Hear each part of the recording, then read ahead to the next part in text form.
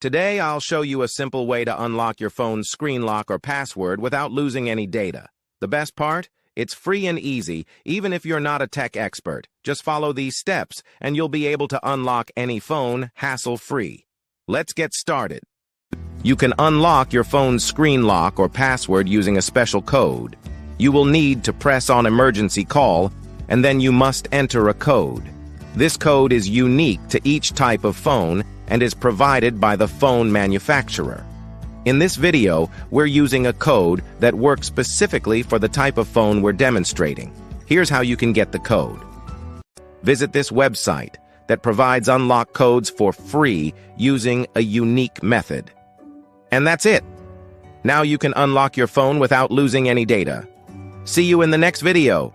Bye.